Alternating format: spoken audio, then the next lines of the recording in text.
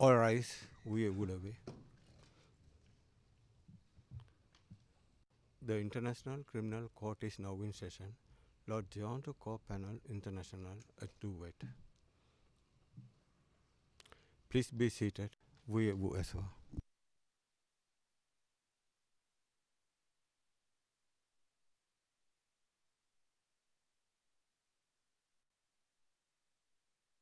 Good morning, everyone. Court officer, could you call the case, please? Good morning, Madam President. Good morning, Your Honors. This is the situation in the Republic of Mali in the case of the prosecutor versus Al Hassan Ag Abdulaziz Ag Mohammed Ag Mahmoud. Case reference ICC 112 or 118. And for the record, we are in open session. Thank you very much. If I could have the appearances, please. Mr. Deputy Prosecutor. Bonjour Madame la Présidente, Madame le juge, Monsieur le juge. Le bureau du procureur est représenté aujourd'hui par moi-même, Maman Ndiaye, procureur adjoint. Et à mes côtés, il y a Monsieur Jules Duterte, premier substitut du procureur. Et derrière, il y a les substituts, non, plutôt à mes côtés, Madame Diane Luping. Et derrière, Monsieur Lucio Garcia, Madame Marie-Jeanne Sardaki. Nous avons aussi les substituts adjoints, Yayoi Yamaguchi, Moussa Alafi, et Sandra Scotter. Et enfin, nous avons aussi la juriste adjointe, Madame Paola Saki. Merci, Madame.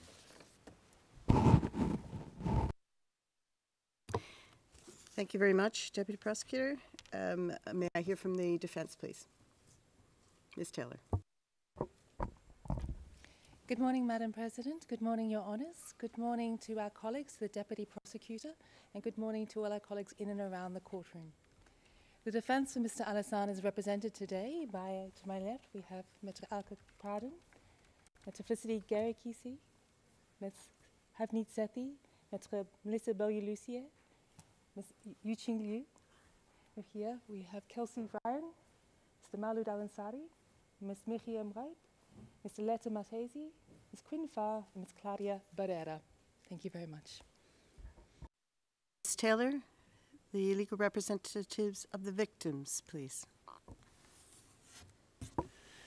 Bonjour, Madame la juge présidente, Madame la juge, Messieurs les juges.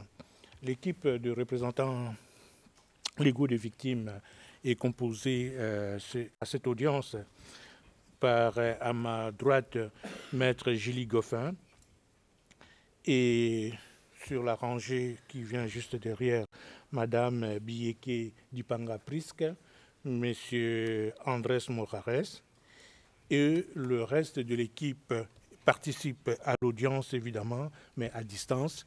Nous avons à l'écran, comme ça se dessine là, Maître Sédou Doumbia qui va intervenir depuis Bamako, et notre assistant de terrain, Monsieur Boubacar Maïga.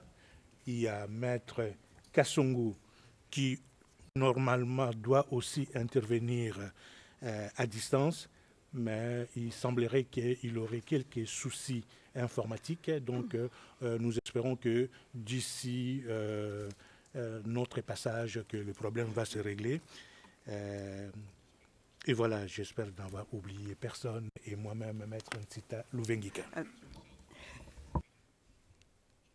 Thank you. Thank you very much, Counsel. Well, welcome to everyone here in the courtroom and as well joining us in the gallery or online. This is the hearing on sentencing under Article 76 of the statute. In this case, I note for the record, Mr. Alassane is also present. In light of the fact that there has been no live evidence requested, this hearing is limited to receiving oral submissions of the parties and participants on sentencing. The parties and participants have also filed written submissions on the 26th of August in advance of the hearing. And as the Chamber has indicated, after this hearing, no further submissions will be authorized. We have a schedule set with the 2 sessions of 1.5 hours this morning and a final session of 2 hours. And we're commencing with the normal timeframes applicable. So we'll be ending this session for a break at 11 a.m. And I am noting that the oral presentations have strict time constraints, and I'm expecting that those, of course, will be respected by the parties and the participants, and I will be vigilant in that respect. We'll begin with the prosecution, then the legal representatives of victims, and finally the defense. The chamber may then ask questions, and there will be an opportunity for any replies, subject to the chamber's authorization. As previously notified, 1 hour, 45 minutes, and everyone should be ready to commence as soon as the other has finished. The publicity, this is going to be an open hearing throughout, as is appropriate for these types of presentations. So therefore, without anything further, I give the floor to you, Mr. Deputy Prosecutor. You're, of course, free to distribute the presentations amongst the prosecution team as is appropriate. Thank you very much. Merci, Madame la Présidente. Madame le juge, Monsieur le juge, et merci pour cette flexibilité et que je m'en vais saisir parce que le premier substitut, Monsieur Jules Duterte, qui a conduit avec son équipe tout ce procès, et il est tout à fait qualifié pour mener la procédure à son terme. Mais je tenais par ma présence à marquer toute la déférence du bureau du procureur à l'endroit de la Chambre. Et je vous présente au passage les regrets du procureur en chef, M. Karim Khan. Il aurait souhaité être présent à cette audience pour les mêmes raisons que je viens d'évoquer, pour montrer en fait toute la déférence à la Cour. Malheureusement, les suggestions de ses fonctions l'ont éloigné momentanément de la haie. Madame la Présidente, Madame, Monsieur les juges, avant de céder la parole à Monsieur Duterte, je voudrais très brièvement rappeler le contexte de cette affaire. Contexte qui est particulièrement pertinent pour l'appréciation de la peine la plus adéquate à infliger à M. Alassane, dont la culpabilité a été retenue sur 8 chefs d'accusation. Et vous vous souviendrez, Mesdames, Messieurs les juges, j'avais dit ici, c'était au mois de mai de l'année dernière, en m'adressant à vous dans le cadre de notre réquisitoire final. Donc j'avais dit que ce procès n'était pas un procès contre l'islam. Et je voudrais saisir à nouveau cette occasion pour réitérer cette assertion. Et je voudrais le faire avec d'autant plus de force que c'est une population de Tombouctou, essentiellement musulmane, qui est la victime des crimes perpétrés. Et ce procès, comme celui qui l'a précédé dans cette situation au Mali, et si on a du succès dans l'arrestation, comme pour les procès à venir dans cette même situation, c'est un procès contre des personnes, des hommes, et en l'occurrence ici, contre un homme. Un homme qui, au nom d'une vision étroite et inflexible, s'est associé à l'entreprise d'asservissement de la population de Tombouctou. Mais qu'est-ce que représente réellement Tombouctou? Tombouctou, c'est cette ville mythique, l'une des plus anciennes de l'Afrique, un des fleurons de l'Empire du Mali depuis le XIIIe siècle. Tombouctou, c'est la ville carrefour aux confins du fleuve Niger et des plaines du Sahara, au lieu du commerce international de l'or et du sel.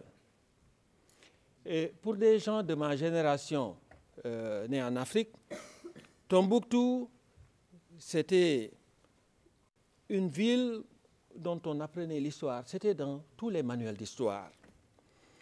C'est cette ville qui évoque des caravanes de dromadaires infinis, dont le profil se dessinait au soleil couchant, derrière les dunes de sable qui faisaient la jonction avec toute l'Afrique du Nord. Tombouctou, c'est la ville qui, à travers ce commerce, a embrassé très tôt l'islam. Tombouctou, c'est la ville de Mansa Moussa qui a construit ses premières mosquées dès le début du XIVe siècle. Mesdames, Messieurs les juges, c'est donc aux habitants de cette ville, précurseurs de l'islam en Afrique de l'Ouest, cette ville où la théologie était enseignée déjà au XVe siècle, dans de prestigieuses universités. C'était aussi une ville de syncrétisme, où l'islam n'a jamais chassé toutes les pratiques animistes. Mesdames, Messieurs les juges, c'est aux habitants de cette ville cosmopolite, aux traditions nourries à la veine de plus de 6 siècles d'histoire et de brassage. Donc c'est aux habitants de cette ville que les groupes, dans Sardine et Ahmi, que ces groupes ont eu la prétention d'enseigner une nouvelle façon de vivre leur religion. Et comme vous le retracera bientôt M. Duterte,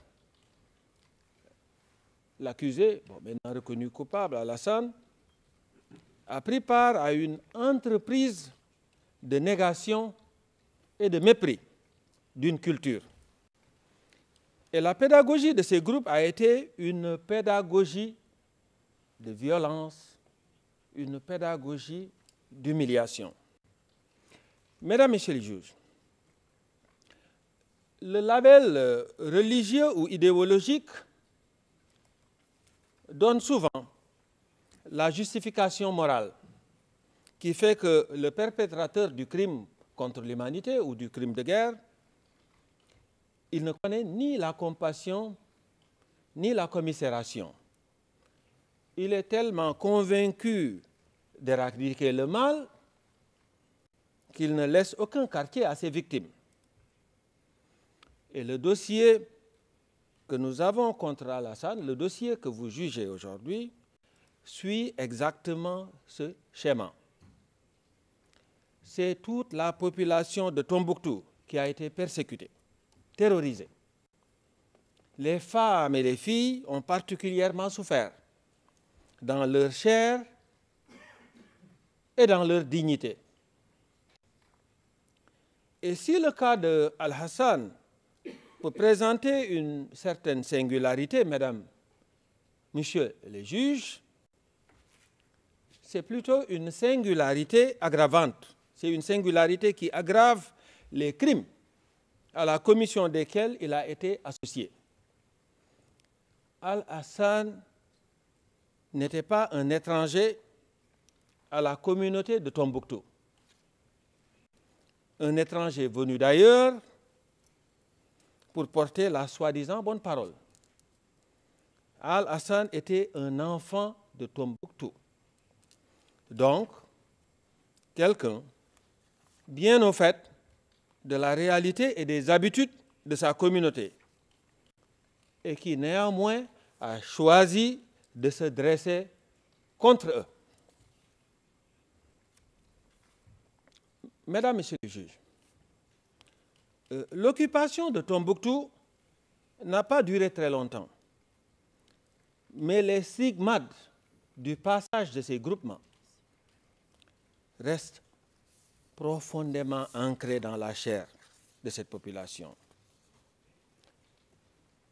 ces groupes que Alassane a rejoints, non pas par contrainte, mais volontairement, et du reste, avec un certain zèle, pour ne pas dire un zèle certain.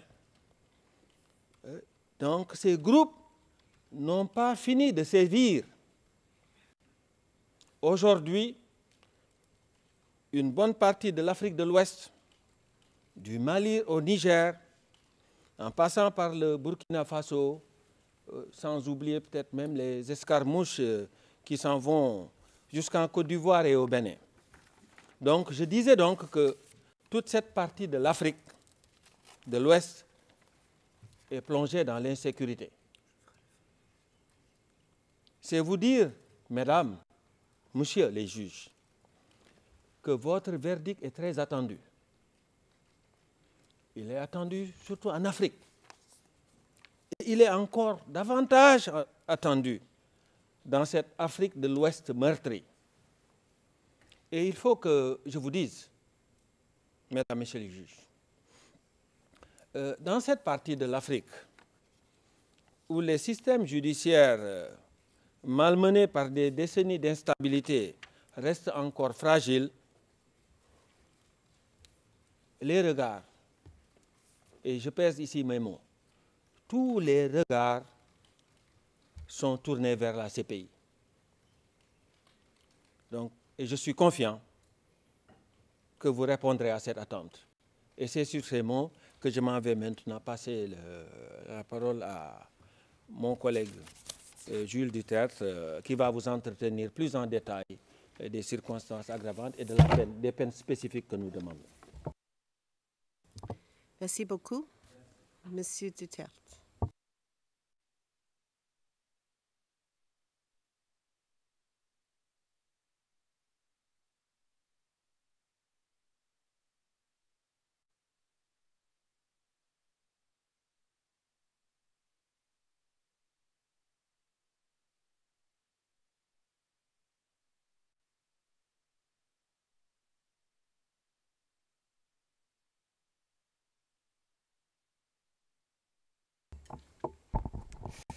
Excusez-moi de ces quelques instants. Bonjour Madame la Présidente, bonjour Madame la Juge, bonjour Monsieur le Juge. L'accusation requiert aujourd'hui un minimum de 22 années d'emprisonnement à l'encontre de Monsieur Alassane Ag Abdulaziz Ag Mahmoud.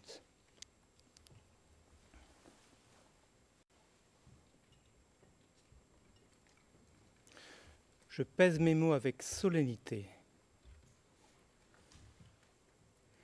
Les faits pour lesquels votre Chambre a condamné M. Alassane le 26 juin 2024 sont d'une extrême gravité. Je les cite. Torture comme crime de guerre et comme crime contre l'humanité. Mutilation, traitement cruel, atteinte à la dignité de la personne,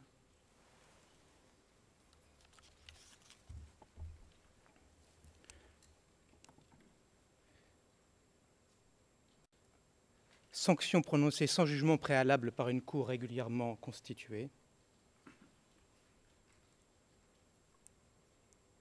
et au total, persécution pour motif religieux.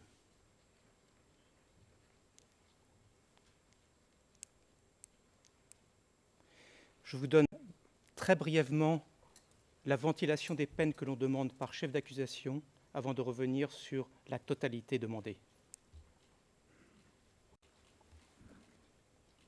Vous l'avez dans nos écrits, mais c'est aux fins d'information du public. L'accusation demande 22 ans d'emprisonnement pour le crime de persécution,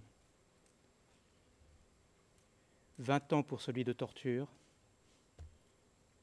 15 ans pour celui de mutilation,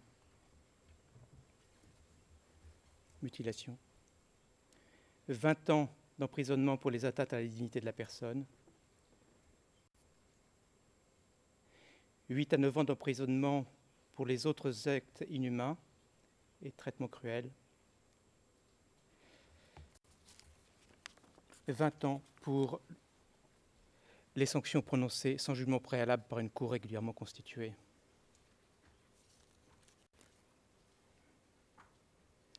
Et je vais m'en expliquer. L'accusation soumet qu'un minimum de 22 ans pour l'ensemble de ce chef d'accusation est nécessaire et mérité.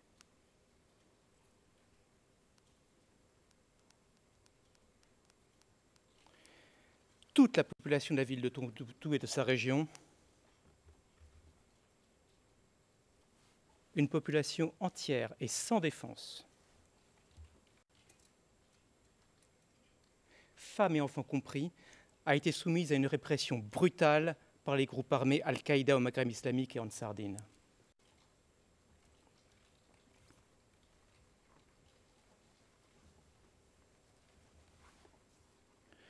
Tombouctou occupé, Tombouctou défiguré, Tombouctou martyrisé au fil d'une répression méthodique, longue et brutale.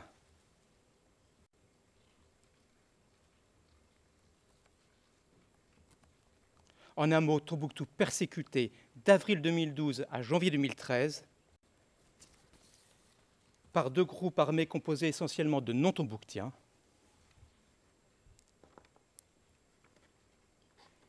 et ce, avec la complicité et la coopération de certains habitants de la ville,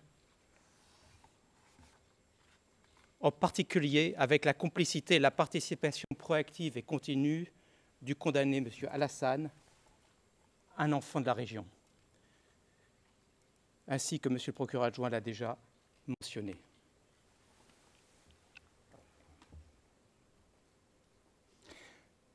D'emblée, une image revient parmi tant d'autres à l'esprit, mesdames, messieurs les juges.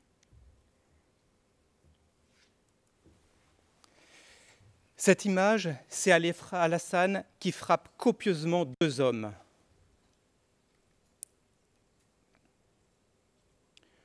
On est vers le 8 juillet 2012, sur une place publique, au centre-ville de Tombouctou, non loin de la Banque malienne de solidarité. Il y a du monde autour, y compris des enfants. Vous avez visionné des vidéos de cet événement. Les faits sont tout à fait clairs. Les deux victimes sont menottées. Alassane tient les clés des menottes. Il tient aussi un fouet à la main. Alassane n'est pas un simple exécutant. Il est clairement dans un rôle de leader. Il supervise le châtiment avec son collègue Abou Zahar. La Chambre l'a dit au paragraphe 763 du jugement. Je cite, « Mr. Alassane and Abou Zahar were both overseeing the execution of this punishment. »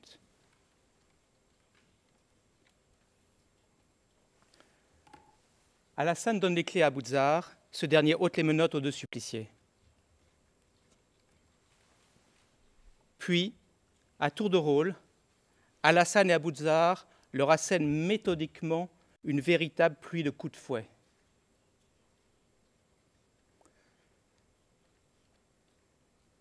Sur les vidéos, on voit deux hommes se tordre sous la douleur.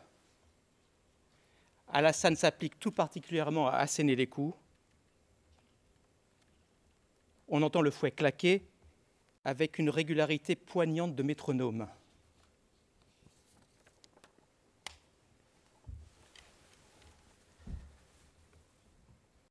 Je le rappelle, vous le savez, la Chambre a compté environ 80 coups de fouet pour chaque victime.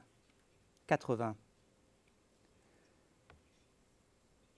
Dont au moins 34 donnés par Alassane pour la première victime et au moins 37 donnés par Alassane pour la seconde victime.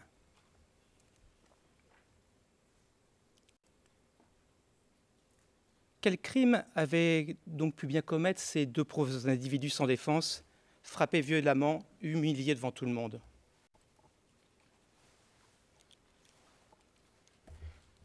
Tout simplement, ils n'avaient pas suivi une des nouvelles règles et interdits mis en place par Al-Qaïda au Maghreb islamique et Ansar Dine.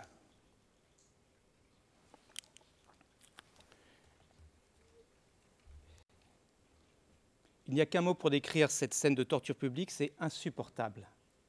Souffrance, humiliation, terrorisation.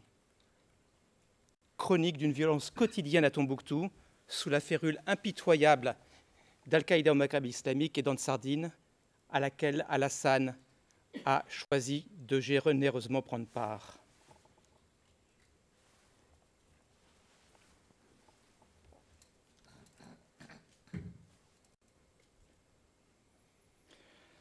Avec tous ces bons, diligents et loyaux services et ces basses œuvres au service d'Al-Qaïda au Maghreb islamique et d'Ansardine,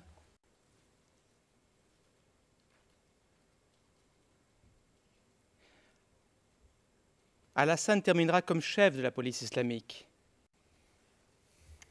Il a en effet clairement profité de ce régime de persécution pour faire carrière et mener à bien ses ambitions personnelles. J'y reviendrai.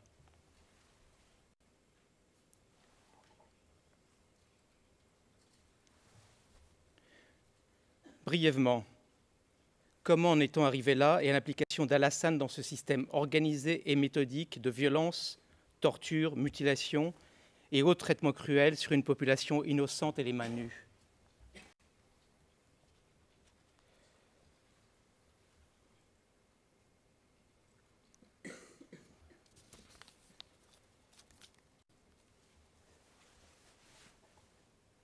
C'est nécessaire d'en toucher un mot pour bien juger, je dirais même jauger, le comportement d'Alassane, la gravité des faits commis et l'importance de son rôle dans la commission de ces faits. Et c'est nécessaire pour bien appréhender la multiplicité de circonstances aggravantes, de même que l'absence de circonstances atténuantes, absence totale de circonstances atténuantes le concernant.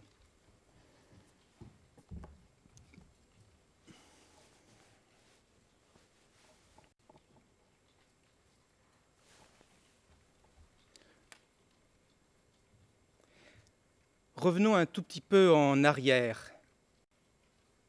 Al-Qaïda au Maghreb islamique, formé de beaucoup d'étrangers, est présent en Nord-Mali depuis 1998.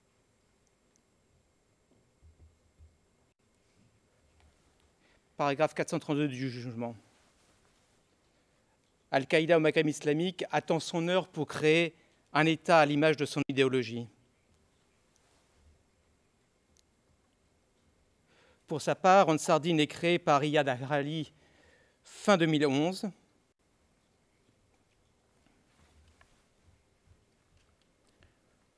Au cours d'un prêche enregistré en 2012, Iyad Akrali proclame, je cite,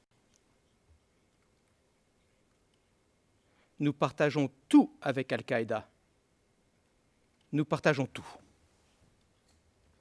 Et de fait, Ansardine est utilisé par Al-Qaïda au Maghreb islamique comme une couverture locale pour atteindre ses objectifs.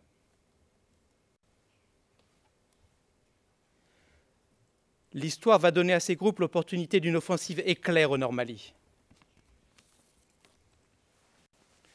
Al-Qaïda au Maghreb islamique et d'autres groupes armés, comme le Moudjahou et le MNLA, vont en effet prendre le contrôle de tout le Nord-Mali en moins de 3 mois. Première attaque à la mi-janvier 2012. Tombouctou tombe le 1er avril 2012, après que l'armée malienne a fui la ville. Ce jour-là, une milice, puis le MNLA entre dans Tombouctou. Il s'adonne en effet à des pillages. La milice quitte les lieux assez vite. Pour leur part, Ansardine et Al-Qaïda au Maghreb islamique sont manifestement tout prêts et aux aguets. Ces deux groupes armés jusqu'aux dents entrent dans Tombouctou dès le lendemain, 2 avril 2012. Ils en chassent le MNLA. Ils ont désormais le contrôle exclusif et total sur leur proie, la légendaire ville de Tombouctou. Après avoir délibérément causé le chaos et le départ des autorités maliennes du Nord-Mali et créé un vide institutionnel, Ansardine et Al-Qaïda au Maghreb islamique feignent feignent, je dis bien, de se présenter en sauveurs et comme des rétablisseurs d'ordre. C'est le vieux coup du pompier pyromane. Ils vont dès lors régner en maître à Tombouctou et dans sa région et faire souffrir sa population. Ils vont faire de cette ville le triste laboratoire et une vitrine médiatique de l'application de leur vision religieuse personnelle en recourant à la violence et à la peur. Et ce, avec le précieux concours de Tombouctiens comme Alassane, opportunistes et carriéristes. C'est en effet dans ce contexte, vous l'avez déjà jugé, qu'Alassane a personnellement commis ou assisté ou contribué à la commission de divers crimes perpétrés dans la mise en œuvre forcenée de la vision religieuse d'Al-Qaïda au Maghreb islamique et d'Ansardine. Voilà pour la toile de fond générale. Plongeons-nous maintenant un peu plus dans la mécanique implacable du système de persécution mis en place par Al-Qaïda au Maghreb islamique et d'Ansardine, avec lequel Alassane a délibérément collaboré.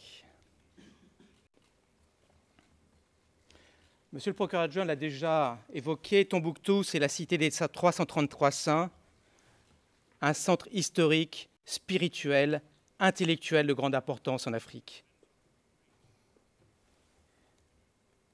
Une ville hétérogène, comprenant une variété d'ethnies, principalement de confession musulmane.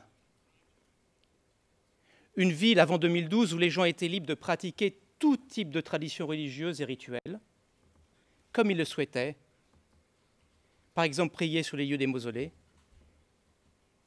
Une ville où les habitants et les habitantes pouvaient exercer leur liberté. En d'autres termes, et je ne fais que citer la Chambre ici, Tombouctou, une ville où la vie sociale était un patchwork de comportements variés, régis par des normes sociales différentes selon les communautés.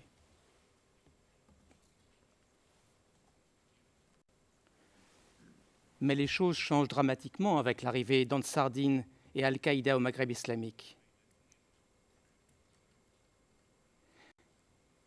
Votre Chambre l'a elle-même conclu. Elle a indiqué que les membres de la population avaient le sentiment que tout avait changé et décrivait l'atmosphère de la ville comme terreur partout et confinement. Les habitants décrivaient la ville elle-même comme une ville morte et une ville fantôme.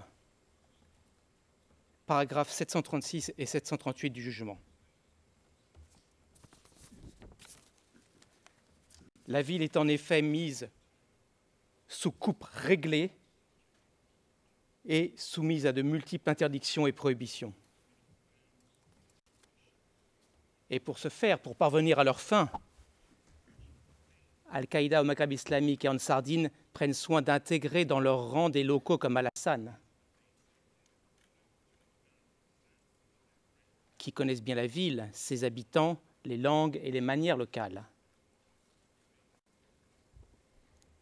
Alassane fait effectivement partie de ces Tombouctiens qui ont dès le début rejoint Sardine et Al-Qaïda au Maghreb islamique au cours de l'occupation de la ville et dont le rôle a été clé pour faire l'interface avec les habitants.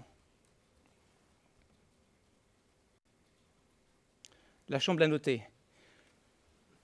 Le témoignage du témoin de la défense D0211 démontre qu'Alassane a rejoint Sardine volontairement. La Chambre a aussi conclu qu'Alassane a travaillé avec Ansardine et Al-Qaïda au Maghreb islamique dès la fin du mois d'avril 2012. C'est donc aux premières heures de l'occupation. En fait, sur le terrain, Alassane a été un rouage important. Il était au cœur du fonctionnement de la police, dont le rôle était pivot dans la répression de la population menée sans relâche par Ansardine et Al-Qaïda au Maghreb islamique. Alassane n'était pas simplement un rouage important, il était un rouage constant pendant toute l'occupation. Et on va le voir bientôt sur la base des conclusions de votre Chambre. Les choses vont très vite dès le départ. Et les habitants sont très rapidement privés de leurs droits les plus fondamentaux. Une avalanche de nouvelles règles et interdits dans tous les domaines de la vie des habitants. Tout cela est listé dans le jugement. Je vous éviterai une liste longue et lancinante. Juste quelques exemples. Les femmes ne pouvaient plus sortir sans un voile. Les femmes ne pouvaient plus se promener avec un homme s'il n'était pas son mari ou un parent.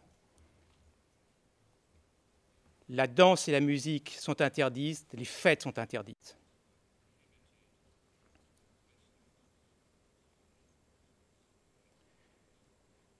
Et toutes ces règles sont mises en œuvre en cas de violation par des sanctions et des châtiments corporels extrêmement sévères. Un tombereau de punition, comme on l'a vu avec Alassane qui frappe les 2 hommes en juillet 2012.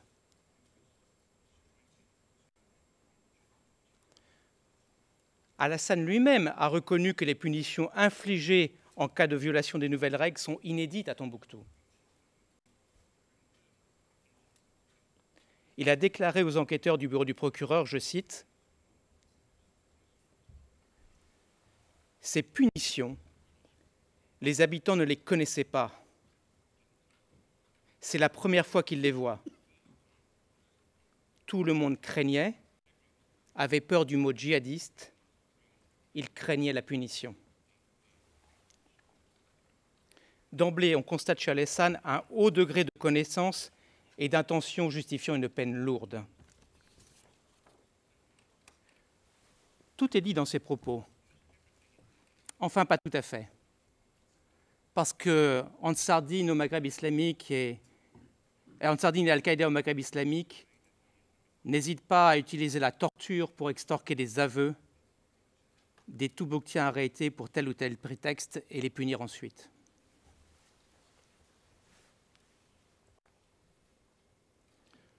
Concrètement, comment cela fonctionne-t-il et quel est le rôle d'Alassane dans tout cela?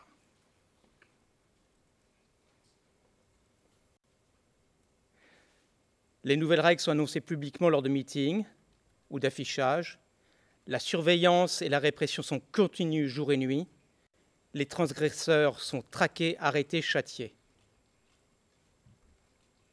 Pendant les premières semaines, c'est Abu Talha et le bataillon de sécurité qui sont le principal bas armé d'Ansar-Dine et d'Al-Qaïda.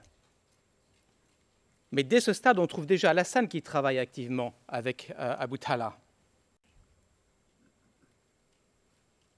Puis, dès fin avril 2012 ou début mai 2012, Ansar-Dine et Al-Qaïda au Maghreb islamique créent des organes dédiés chargés de les aider à imposer par la force leur nouveau diktat et à œuvrer ensemble pour assujettir les habitants, à commencer par les femmes.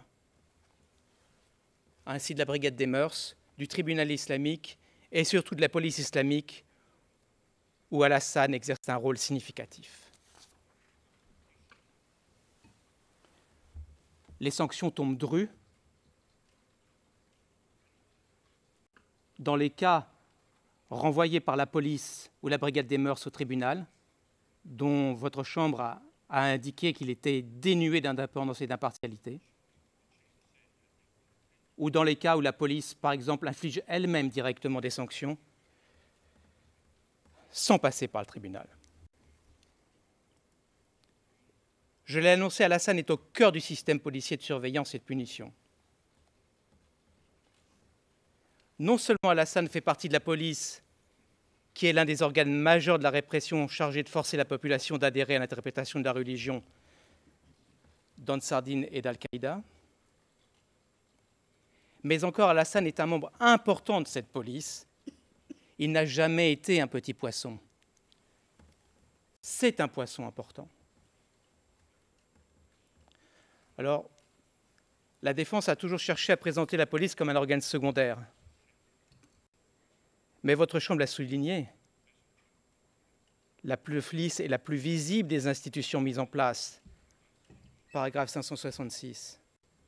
La police met en œuvre les règles et les interdits instaurés par Ansar-Dine et Al-Qaïda. La police a comme fonction fondamentale emprisonnement et punition, comme le dit la Chambre. Dans les faits, la police fait la chasse à tous ceux qui enfreignent les règles. Elle patrouille, elle arrête, elle interroge, elle renvoie les affaires au tribunal et elle fait exécuter les sanctions. Au total, le jugement retient au paragraphe 586 et 1673 The Islamic police was not an accessory organ. The Islamic police, which was involved in the arrest, the detention, as well as the punishment of individuals found in breach of the rules and prohibition, was brought to intervene at all relevant stages of the enforcement of the rules imposed by Ansar-Dine. It is before, during, after the victims were arrested and or sentenced and or punished. As such, the Islamic police played a pivotal role in the system of repression, at the heart of which lies notably the commission of the crimes of torture, other inhuman acts, cruel treatment, outrages upon personal dignity and mutilation.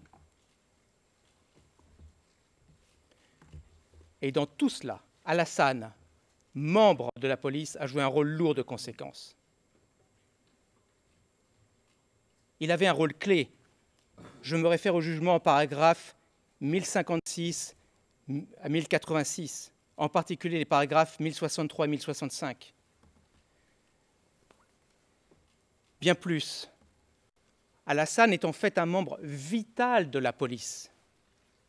Ce n'est pas l'accusation qui le dit. Vital, c'est le mot utilisé par la Chambre dans le jugement du 26 juin, par exemple, au paragraphe 1594 et 1600. Vital, c'est un mot qui est lourd de sens. Votre Chambre a jugé qu'Alassane a commencé à travailler à la police islamique vers au moins début mai 2012. Et ce qui est clair, c'est qu'il assume complètement le rôle de la police et sa participation à cet organe. Rappelez-vous la vidéo prise le 7 novembre 2012. Elle est enregistrée au gouvernorat, à Tombouctou, dans les locaux de la police. Alassane est interrogé sur les missions de la police islamique. Il a une allure parfaitement détendue. Il est à l'aise dans son élément. Je cite ces paroles, traduites de l'arabe vers l'anglais. We do have a lot of work. It involves patrols within the town and correcting objectionable acts, any type of reprehensible act which has been forbidden. We correct such as drinking alcohol, smoking, and a woman adorning herself, and other such acts. In Timbuktu, only one hand has been chopped off, and only one murderer has been executed. And then 2 or 3 perpetrators have been flogged. Et Alassane ajoute, c'est significatif, we want to be overworked. Fin de citation. C'est une preuve contemporaine de l'époque. Il ressort plusieurs choses des propos d'Alassane. L'adhésion aux nouvelles règles et interdits, y compris concernant les femmes, women adorning herself, de même que l'adhésion à la violence et aussi la banalisation du recours aux méthodes violentes. Et un peu plus loin dans la vidéo, vous l'avez vu pendant le procès, Alassane conclut ses propos en rigolant avec son interlocuteur. C'est clair, c'est sans complexe. Alassane adhère au dessein d'Ansar-Dine et d'Al-Qaïda au Maghreb islamique d'imposer leur vision religieuse sur la population. Alors, ainsi, il n'est pas étonnant qu'Alassane, avec une telle attitude, ait pris du galon au sein de la police. Peu de temps après avoir débuté comme interprète, il a commencé à rédiger des rapports, à exercer des fonctions administratives et à organiser le travail de la police. Aussi bien tout en étant subordonné au premier chef successif de la police, Adama puis Khaled, Alassane avait un rôle de leadership et de supervision dans les opérations de la police. La Chambre l'a retenu dans le jugement et elle précise, entre autres notamment, au paragraphe 553,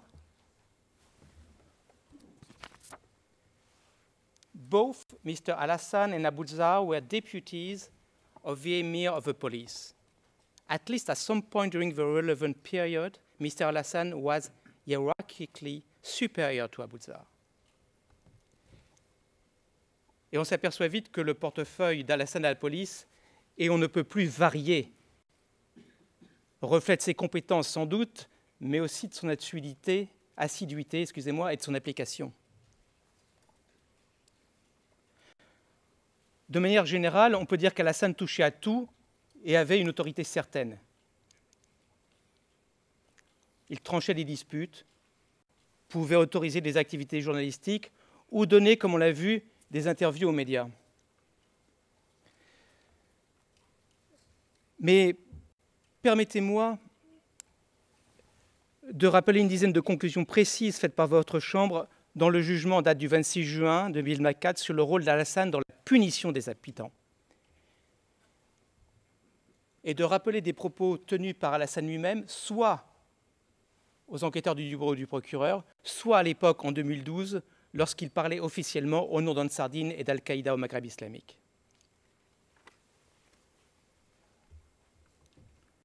Il en ressort qu'Alassane a eu un haut degré de participation et d'intention concernant la commission des crimes pour lesquels il a été condamné.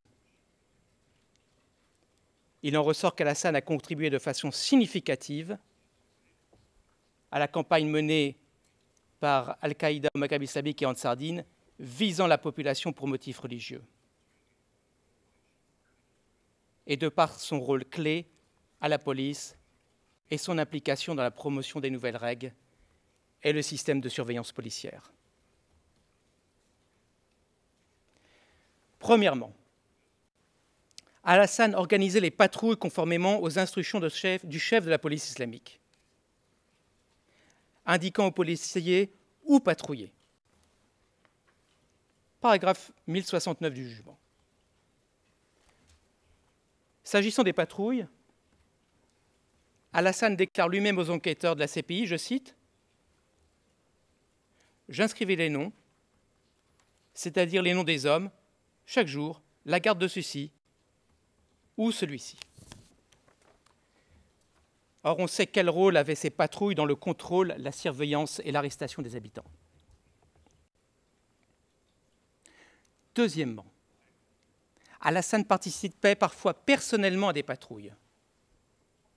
Je renvoie encore au paragraphe 1069 du jugement.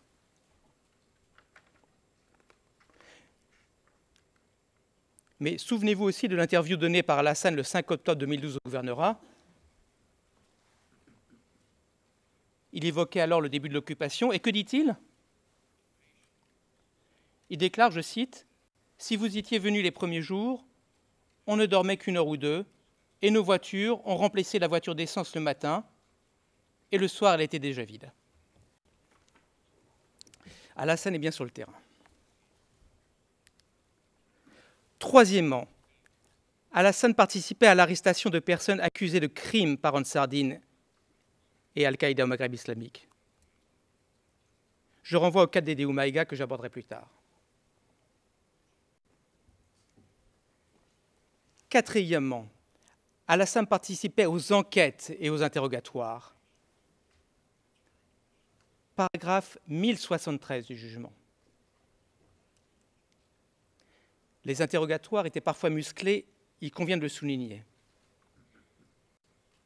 Dans des affaires portant sur les biens publics, Alassane lui-même a reconnu que si une personne ne disait pas la vérité, elle pouvait être torturée. Ses propres mots. Il a précisé aux enquêteurs du bureau du procureur que si une personne refuse de confesser les faits, je cite, il faut lui faire sortir la vérité. Il faut la menace, normale comme menace. On va vous faire ça, on va vous torturer. Alassane ajoute, s'il n'admet pas par la menace, il faut le torturer, tabassant la personne, frapper la personne. La défense tente bien sûr de minimiser cela au paragraphe 16 de son mémoire. Ce qui est mentionné est inexact.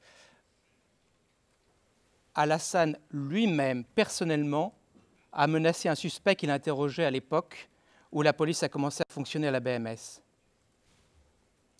Alassane a sorti un couteau, il a dit à sa victime de mettre la main sur la table et il a menacé de la couper si ce dernier ne disait pas la vérité. Paragraphe 1073 du jugement. Organisation des patrouilles, arrestation, interrogatoire. 5e point, Alassane écrivait et signait en outre les rapports de police qui étaient ensuite envoyés au tribunal islamique pour jugement. Il a signé de tels rapports, je vous le rappelle, Madame la Présidente, Madame, Monsieur le Juge, du 23 mai 2012 au 4 décembre 2012.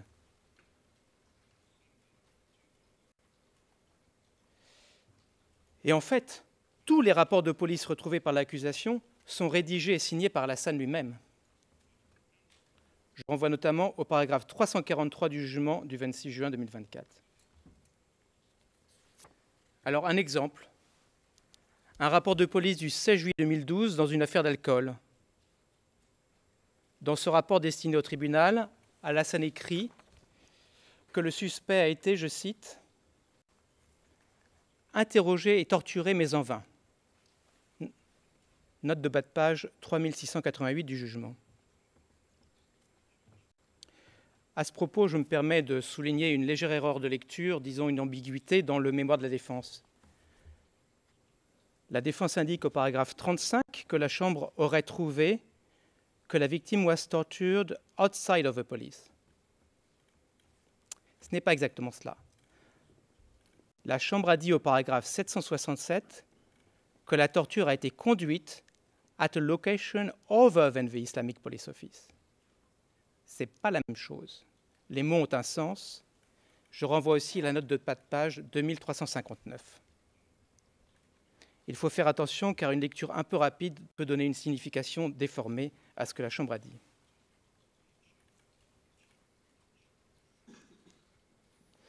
Toujours sur cette affaire de torture, la défense prétend au paragraphe 36 de son mémoire qu'Alassane était alors un simple interprète et assistant administratif. Là encore, je dois dire, ça ne cadre pas avec les faits. D'une part, la défense ne donne aucune source. Surtout, vous avez en preuve le rapport du 23 mai 2012 signé par Alassane, déjà en qualité d'enquêteur. J'insiste un peu sur ça car ce n'est pas la seule imprécision dans le mémoire de la défense, il y en a plusieurs autres.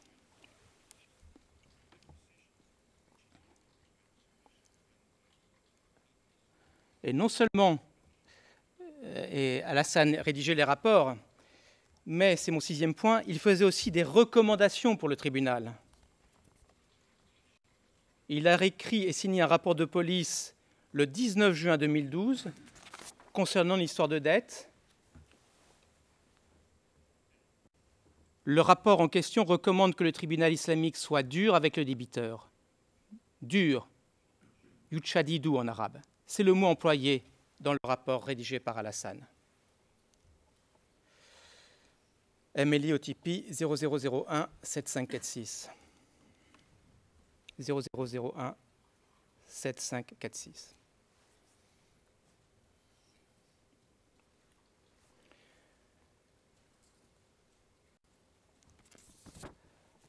Et je ne m'étendrai pas sur l'affirmation de la défense sur le fait que la police traitait essentiellement des cas sociaux.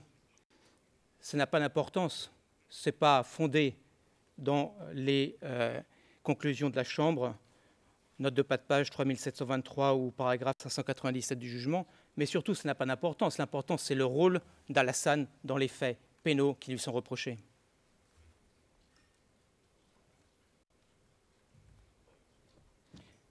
et il est très très au courant de tout ce qui est renvoyé au tribunal. Dans une interview donnée le 30 octobre 2012 à Tombouctou, Alassane est interrogé sur les types de cas renvoyés au tribunal. Il répond, par exemple, les cas des marabouts, des charlatans. Ceux-là, nous les renvoyons directement au tribunal. Et les voleurs, les fornicateurs, les grands péchés et les buveurs d'alcool. Non, Alassane ne traite pas essentiellement de faits sociaux.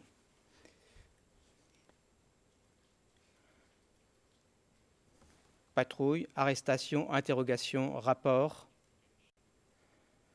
Alassane convoyait aussi, c'est mon 7e point, les accusés au tribunal, soit en compagnie du chef de la police ou avec des soldats subordonnés.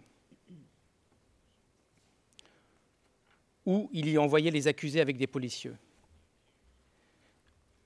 Le tout avec le rapport de la police qui était donné au juge au cas au cas. Et un témoin l'a dit, les suspects pouvaient être trouvés coupables sur la seule base du rapport de police rédigé par Alassane. Il est même arrivé à Alassane de témoigner devant le tribunal pour éclairer l'un de ses rapports. Paragraphe 1076 du jugement. Et au passage, je corrige une petite erreur dans le mémoire de la défense au paragraphe 34. Alassane n'a pas été relaxé du compte 6 pour sanction sans jugement préalable s'agissant des 2 hommes flagellés. Il suffit de se reporter à la note de bas de page 4642 du jugement. Patrouille, arrestation, interrogation, rédaction de rapport, transport des condamnés au tribunal. Ça ne s'arrête pas là. Alassane faisait entrer et sortir l'accusé de la salle d'audience. Également, à la fin de la journée, Alassane ou un autre policier revenait escorter les accusés.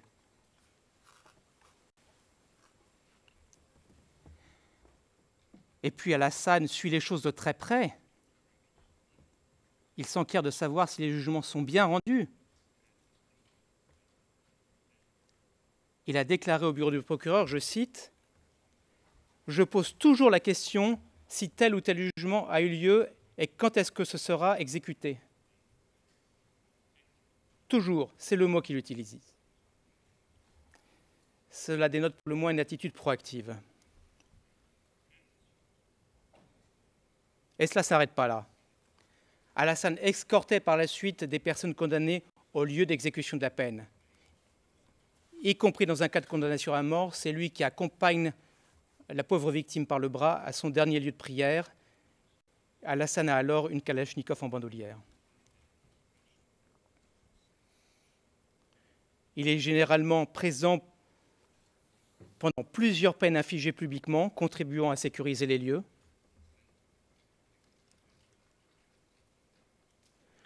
Vous avez par exemple Alassane présent, sécurisant les lieux, lors de la flagellation du 20 juin 2012 à la place Sankouré. Il s'agissait de la flagellation d'un couple ayant eu un enfant en mariage. L'une des victimes avait alors 14 ans, j'y reviendrai.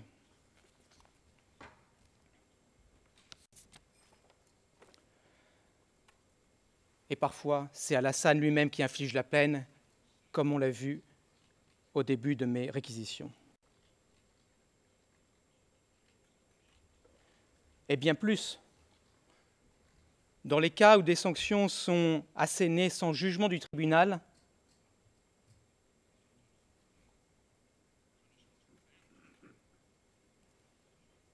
directement par la police, Alassane fait partie des leaders présents pendant de telles punitions, qui consistaient à frapper les gens. Paragraphe 585. Alassane dit lui-même que c'était fréquent. Il a déclaré au bureau du procureur que des peines de 10 coups, 20 coups de fouet arrivaient, je cite, tout le temps à la police. Tout le temps, on ne peut pas mieux dire. Alassane précise qu'il y avait du reste une liste établie avec, je cite, « C'est écrit dessus, par exemple, le fumeur à côté, juste à côté, 10 coups de fouet. Fin de citation.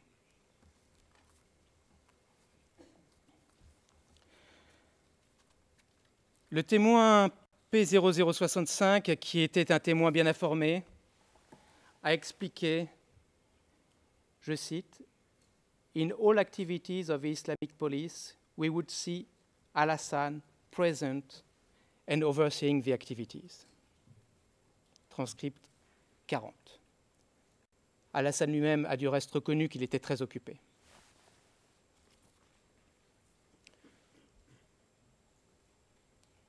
Au total, Madame la Présidente, Madame le juge, Monsieur le juge, vous l'aurez compris, les faits parlent d'eux-mêmes. Al-Hassan est présent et actif comme membre clé de la police à tous les stades du processus de contrôle, de surveillance, d'enquête et de punition de la population, un processus dans lequel la police avait elle-même un rôle pivot. Il est là à chaque étape de la chaîne pénale d'Ansar-Dine et d'Al-Qaïda, de la chaîne de répression policière mise en place par ces groupes. Et surtout, Al-Hassan est fort satisfait de tout cela. Il proclame fièrement dans une vidéo prise au gouvernorat en octobre 2012, je cite, « Maintenant, avec les règles que nous avons imposées, beaucoup de péchés ont baissé, tels que l'adultère et autres grands péchés. Les choses se sont nettement améliorées. » Il marque sa satisfaction manifeste. Au total, le haut degré d'intention et de participation d'Al-Hassan se voit tout particulièrement dans ses différents propos susvisés, qui montrent son accord et son soutien à la politique d'Ansar-Dine et d'Al-Qaïda au Maghreb islamique, une politique suivant laquelle les comportements opposés à leur vision religieuse doivent être réprimés. Al-Hassan parle positivement au soutien des objectifs de ces groupes et mentionne clairement son soutien personnel et sa participation active à leurs activités.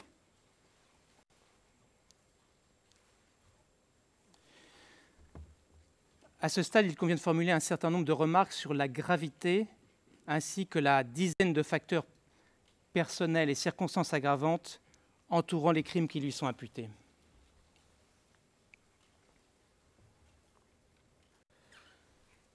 Premièrement, sur le plan numérique, c'est toute la population de Tombouctou qui a été ciblée et s'est retrouvée victime. Et quand on dit toute la population, on parle des hommes et des femmes, des personnes âgées comme des jeunes, des adultes comme des enfants.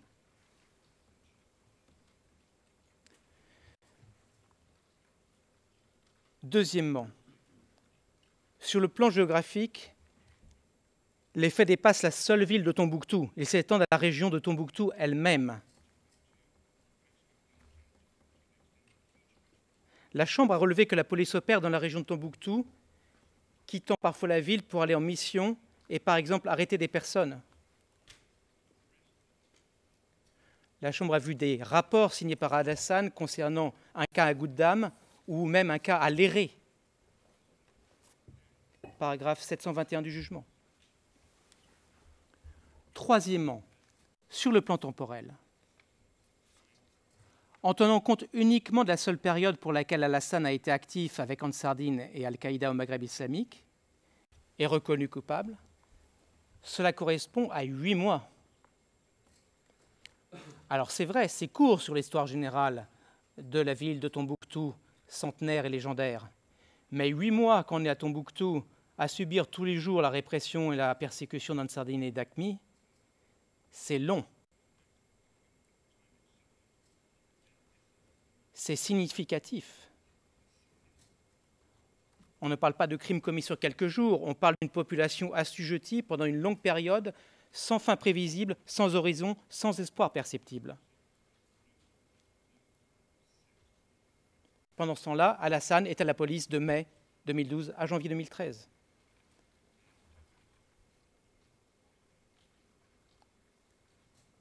Quatrièmement, au plan matériel, on l'a vu, tout le mode de vie des Tombouctiennes et des Tombouctiens, tous les aspects de leur vie quotidienne, culturelle, sociale, religieuse ont été touchés. Fêtes, musique, danse, habits traditionnels, pratiques religieuses traditionnelles, les relations entre eux.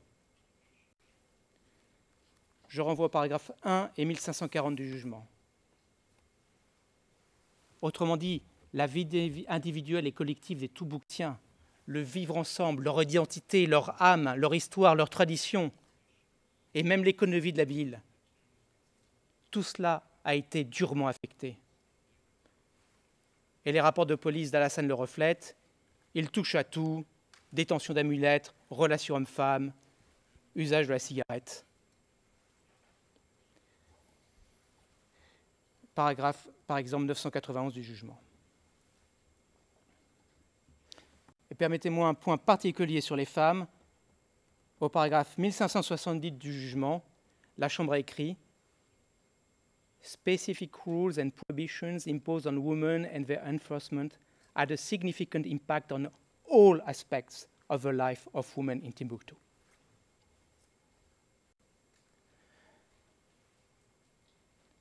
Cinquièmement, les faits en eux-mêmes étaient graves. Je ne vais pas élaborer, ça va de soi. La torture est un des crimes les plus graves. La mutilation, à l'évidence, est grave. La persécution est particulièrement grave. Je renvoie à nos écrits. Sixièmement, la population de Tombouctou était sans défense. C'est une circonstance aggravante. Ils étaient à la merci d'Ansardine et d'Aqmi. Les membres d'Ansardine et d'Aqmi exhibaient leurs armes, je veux dire des armes de guerre. Les membres de la police islamique, en particulier, étaient habituellement armés de Kalachnikov. Alassane lui-même arborait parfois une Kalachnikov. Vous l'avez vu dans certaines vidéos. De son côté, la population n'a que ses mains vides, autant dire rien. La Chambre a retenu que la population locale avait le sentiment que les membres d'Ansardine et d'Aqmi pouvaient faire ce qu'ils voulaient pour montrer leur pouvoir et que eux, les habitants, n'avaient pas d'autre choix que de se plier à la vision religieuse qui leur était imposée par la force des armes. Paragraphe 1540 du jugement. Alassane en est parfaitement conscient. Il a dit lui-même à leur propos, je cite, et il vise les habitants, ouvrez les guillemets, « C'est plus fort qu'eux, ils ne pouvaient rien faire. » Alors, certes, Alassane rendait parfois des services à tel ou tel. La défense va s'attarder certainement là-dessus. Mais à bien y regarder, il s'agissait de gens qu'Alassane connaissait, comme pour D544 et sa femme, ou comme pour des membres de sa tribu ou de sa famille. De toute façon, ça montre qu'Alassane avait du pouvoir. Je me réfère à nos conclusions finales, je ne m'étends pas là-dessus. Ce qui est certain, c'est que M. Alassane n'a pas aidé toutes les pauvres victimes violentées dont certaines sont venues témoigner devant vous. Il ne les a pas aidées, il en a été le bourreau. Prenez la manifestation des femmes du 6 octobre 2012. Les Tombouctiennes protestaient alors contre les interdictions multiples dont elles faisaient l'objet. Résultat, la police islamique a tiré en l'air, des tirs d'armes à feu. C'était simplement des femmes qui défilaient, munies de leur seul courage. Elles se sont jetées à terre. La Chambre a retenu qu'une femme au moins a été blessée physiquement ce jour-là. Plusieurs ont été emmenés au gouvernorat. Alassane était présent. Lorsqu'elles ont été autorisées à partir, Alassane leur a dit que si elles participaient à nouveau à une marche, elles seraient punies. Est-ce que Alassane a aidé les femmes? Non, il n'a pas aidé les femmes. Des victimes sans défense, mais aussi, c'est mon 7e point, des victimes particulièrement vulnérables.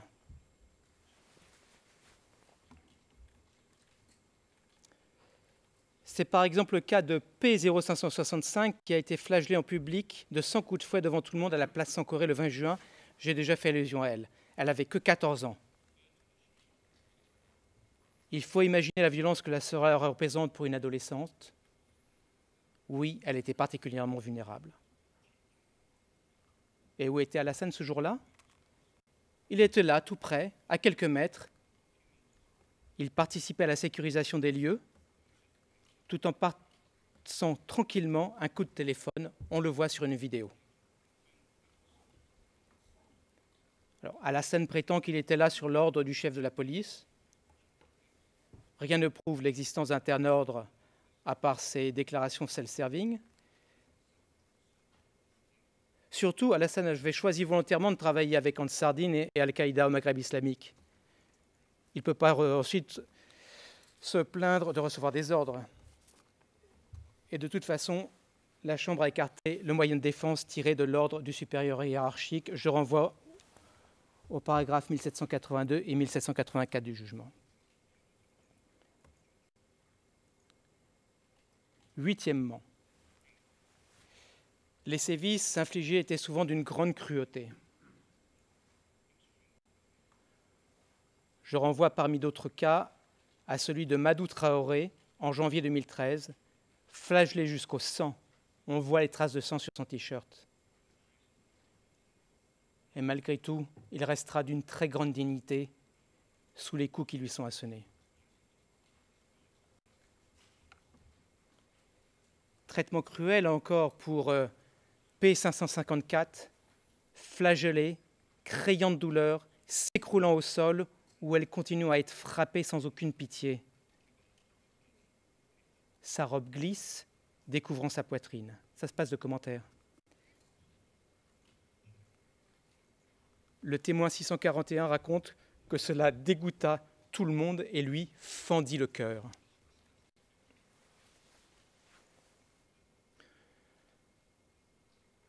Durée, étendue géographique, victime sans défense, victime particulièrement vulnérable, fait d'une grande cruauté. Neuvièmement, un autre facteur aggravant, l'effet à long terme du trauma et de l'impact des actes commis, à la fois sur le plan individuel et sur le plan collectif. Impact sur le plan individuel d'abord. La Chambre a par exemple retenu les durables cicatrices douloureuses sur P554 suite à sa flagellation.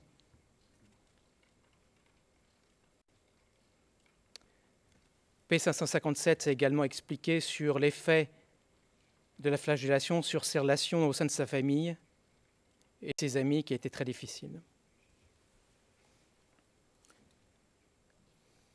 Mais impact sur le plan collectif aussi.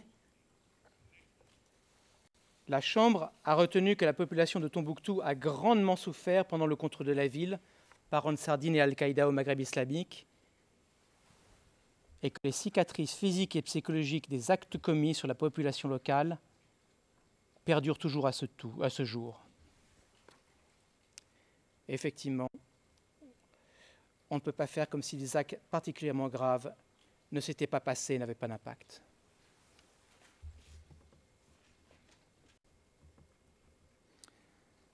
Victimes sans défense, victimes particulièrement vulnérables, cruauté, impact durable. Mon dixième point, les faits ont été commis avec motif discriminatoire, à savoir une discrimination pour motif religieux. Les Tombouctiens étant considérés par Ansar-Dine et Al-Qaïda au Maghreb islamique comme de mauvais musulmans. Je ne vais pas répéter ce que M. le procureur adjoint a dit à la fin de façon parfaitement précise, pertinente et claire. Pour sa part, Alassane est parfaitement conscient du motif religieux qui guide l'action d'Ansar-Dine et d'Al-Qaïda au Maghreb islamique dans toute leur campagne contre les Tombouctiens. Il est à l'aise avec cela, il le revendique même.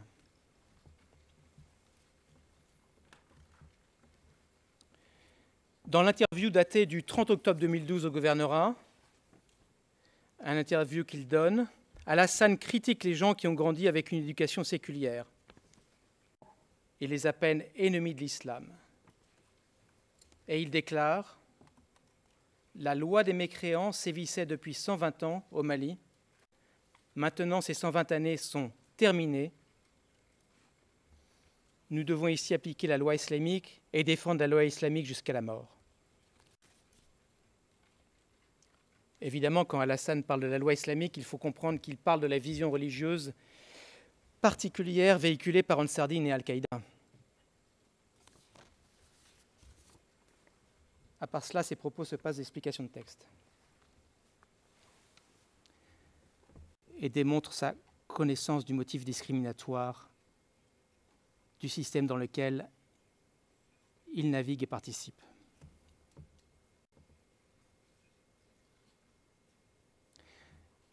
Et il y participe de façon zélée, c'est mon 11e point.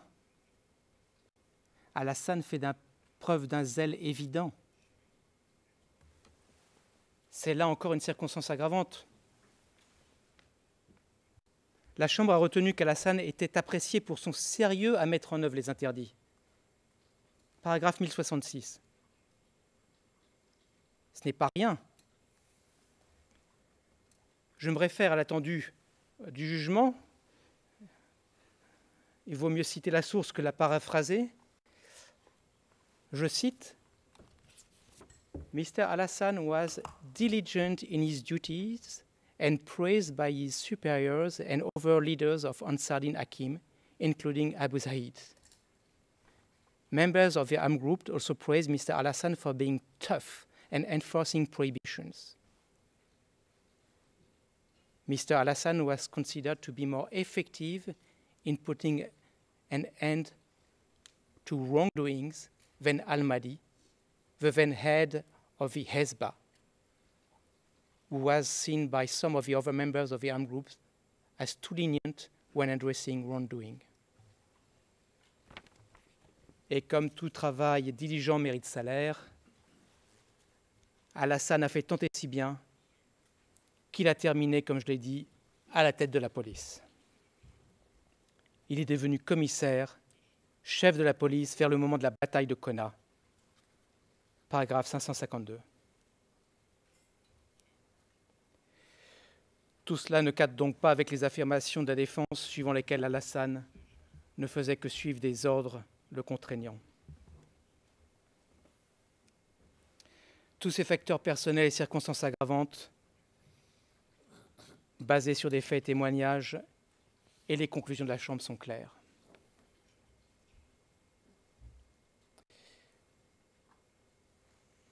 Madame la Présidente, Madame le juge, Monsieur le juge, je vois qu'il est à peu près 9 minutes avant la pause. Ça serait éventuellement un bon moment pour faire une coupure dans mes réquisitions, mais je suis dans les mains de la Chambre, je peux continuer encore 9 minutes ou m'arrêter maintenant. One moment, Monsieur Tissert.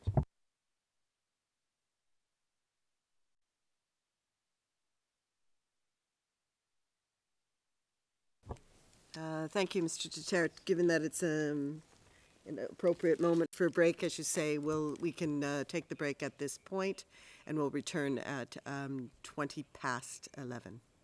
Je vous remercie, Madame la Présidente. Thank you very much. All rise. We will